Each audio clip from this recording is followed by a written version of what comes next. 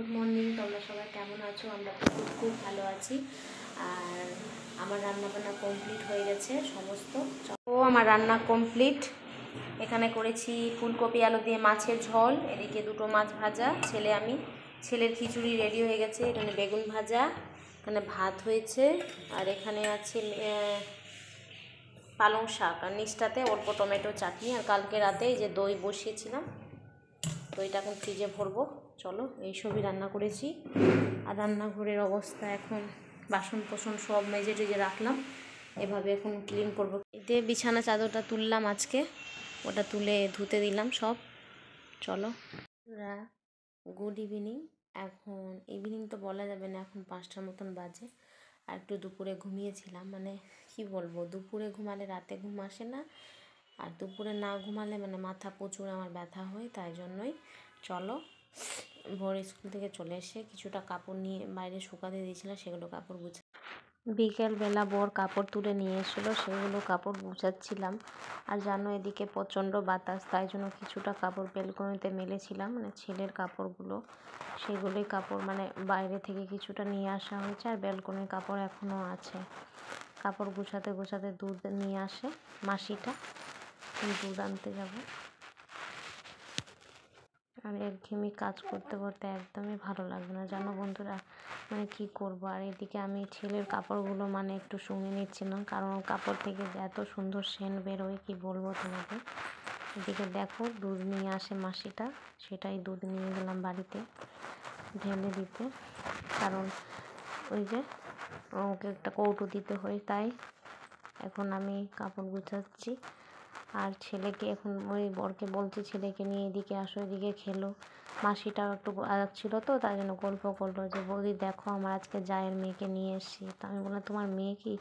প্রথম বলেছিলাম যে তোমার মেয়ে, বলছে না আমার মেয়ে না, এটা আমার জায়ের মেয়ে। তাই আর বন্ধুরা, তোমরা কি আমার একটা জিনিস লক্ষ্য করেছো? একটু পরেই বলছি। এই চাদর গুছাতে গুছাতে আমি যখন ভিডিও এডিটিং করি, তখন দেখতে পাই যে আমার পেছনে নাইটিটা ছেঁড়া। আমি তখনও খেয়াল করিনি, কারণ কখন বুঝতে পারিনি। ছেঁড়া তো নয়, সেলাই ছুটে গেছে, এই নাইটিটা সেলাই ছুটে গেছে। তাই জন্য পয়লা বৈশাখে দেখছি ভালো ভালো নাইটি নেব। আরও নতুন নাইটি আছে, কিন্তু সেগুলো কিনো পরি না, কারণ রুমের মধ্যে যায় থাকি, তাই জন্যই যে কোথায় গেলে তখন নতুনগুলো নিয়ে যাই। আর এমনি আমার ইচ্ছা করে না, মনে হয় যে নতুনগুলো সব ভাঁজ করে আলমারিতে ভরে রাখি, যখন নতুন মানে কোথায় যায় তখন পরি। যেমন ধরো মায়ের বাড়ি, শ্বশুর বাড়ি, তখন। এদিকে ছেলের সমস্ত কাপড় ওর ড্রয়ারে ভরে দিলাম, ওর কাপড় ওখানেই থাকে। আর প্যান্টগুলো, ছোট ছোট যে প্যান্টগুলো, সেগুলো আমি কুলারের উপরে রাখি।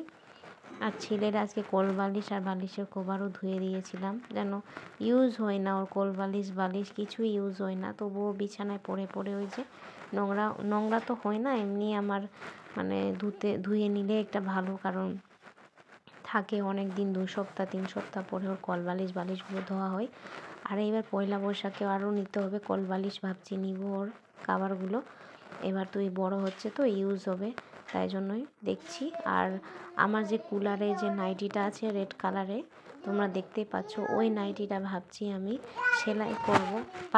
ওটা নাইটি ভাবছি ভালো করে ধুয়ে আর কমফোর্ট দিয়ে ভাবছি বাড়ি নিয়ে যাব, মায়ের বাড়ি। মা বলেছিল যে এখানে একটা কাকিমা আছে, ভালো কোল বালিশ আর বালিশ সেলাই করে, ভেতরে যে কোল বালিশে একটা কভার লাগিয়ে রাখলে না, ভেতরে যে বালিশের মানে যে ইটা থাকে কভারটা, ওটা নোংরা হয় না, ওটা ধুতে পারবো না কোনো দিনও। সেই জন্যই যখন ছেলে ছোট ছিল তখনই মা ধুয়ে ডেটল জল দিয়ে তারপরে তুলোগুলো ভরেছিল, বাড়িতেই ভরেছিলাম, কারণ নরম নরম করেছিল মা। তাই জন্য আমি ভাবলাম যে এটা তো ছিঁড়ে গেছে, তো মা বলেছিল যে আসলে পরে নিয়ে আসবে, আমি তাহলে বানিয়ে দিব। আর ওর কোলবালিশ সেটাই নতুন, মানে আমার মা বাবাই দিয়েছিল যখন ও ছোটো ছিল, তখনই নেওয়া। এখন সন্ধ্যা হয়ে গেছে, দেখো বন্ধুরা, আমি চাও করে নিয়েছি। আর কি জানো, সন্ধ্যা হলে একটু খুব চা করতে ইচ্ছা করে, চিনি দিয়ে সেরকম না, আমি গুড় দিয়ে চাটা খুব ভালো লাগে, ছেলের জন্য একটা সুন্দর লাগে। ওর পাপা অর্ডার করেছিল, দেখি কি এসছে।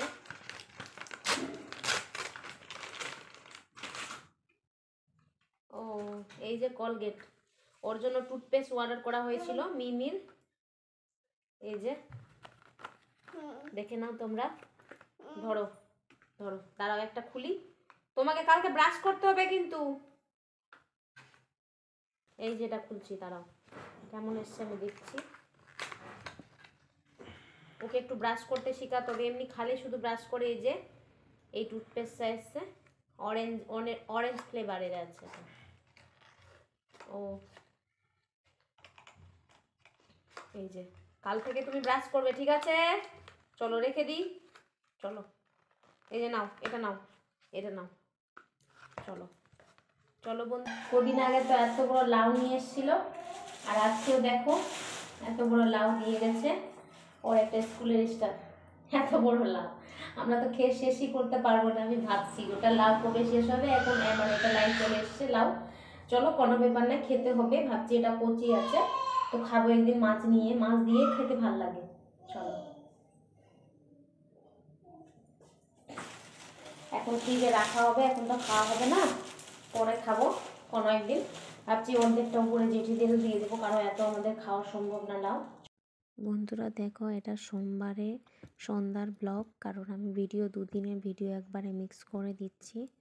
বর বাজার থেকে সবজি নিয়ে এসছে, আর নিয়ে এসছে ছেলের জন্য কিছু ড্রাই ফ্রুটস, মানে পেস্তা বাদাম কিশমিশ, আর নিয়ে এসছে খেজুর, কারণ ছেলেকে খাওয়াবো তো, আর ওর সুজিও বানাবো, তাই ও কাজুও নিয়ে এসছে সাথে। আর ছেলের জন্য এই যে ফল নিয়ে এসছে।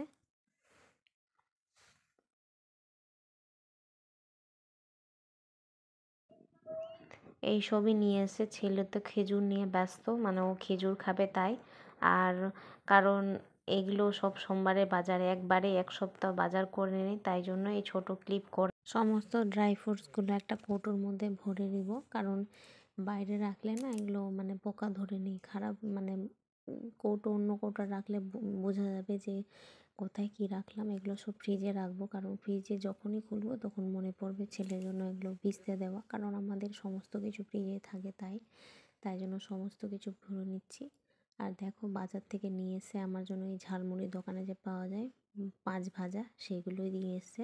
আমার খেতে খুব ভালো লাগছে, বলেছিলাম যে আসার সময় নিয়ে আসবে। সন্ধ্যাবেলা ছেলের ভেবেছি যে বর যেগুলো ড্রাই ফ্রুট নিয়েছে সেগুলো ভেজে ছেলের খিচুড়িটা সুজিটা বানিয়ে নিব। দেখছো আমি খিচুড়ি বলছি, কারণ আজকে না বানালে ছেলে খেতে পারবে না পরের দিন। আর কালকে আমি ক্যালক্স খেয়েছি, তাই জন্য ভাবলাম যে আজকে সুজিটা বানিয়ে নিব। তাই জন্য ড্রাই ফ্রুটসগুলো একটু কড়াইয়ে একটু ভেজে নিচ্ছি, কারণ লাল লাল হয়ে গেলে কি না সেগুলো একটু সেন্ট বেরিয়ে আসে। যখন মিক্সচারে পেস্ট করি তখন ভালো হয়, সুজিটা বানায় তো ছেলে ভালো মতো খায়। আর ছেলেকে এই সুজিটা খাওয়াচ্ছি, ফরচুনের সুজিটা খুব ভালো, বড় অনলাইনে অর্ডার করেছিল, তাই এগুলো সুজি খাওয়ালে ভালো হয়। আর দেখো সুজি বানানো কমপ্লিট, তোমাদের সাথে কি শেয়ার করব, সব বানানো কমপ্লিট, রান্নাঘরও ক্লিন করে নিয়েছি। আর এদিকে 2 কৌটো সুজি হয়েছে, 1 কৌটো ফুল আর 1 কৌটো হাফ, এটাই ছেলেকে খাওয়াই, মানে ছেলে ভালো মতো খায়। দেখছো বন্ধুরা, রাতে সবজিও কেটে কুটে সব রেখে দিলাম, কারণ পরের দিন সকালে উঠে রান্না করতে হয় আমাকে, একদমই ছুটি নেই। তাই ফোন করি তারপরে মাখাবো, মানে সেই 6টার দিকে রান্নাঘর ঢুকেছি, 6:30, এখন 8টার মতন বাজে। চলো পরে আসি। এই যে রাতে খাওয়ার নিয়ে বসলাম, বরকে ডিম ভাজাটা দিয়ে ভাত নিয়ে নিলাম, আর এদিকে আজকে টমেটো চাটনি করেছিলাম। চলো খেয়ে নিই, পরে আসছি। ভিডিওটা এখানে শেষ করবো বন্ধুরা। যদি ভিডিওটা তোমাদের ভালো লাগে please like and share subscribe করে দেবে। এখানে পাশে বিয়ে হচ্ছে, তাই জন্য বাজনা বাজছে, আসলে পাশে না একটু দূরে, তাই জন্য পটকার আওয়াজ হচ্ছে, তো ছেলে একটু ভয় পেয়ে যাচ্ছে।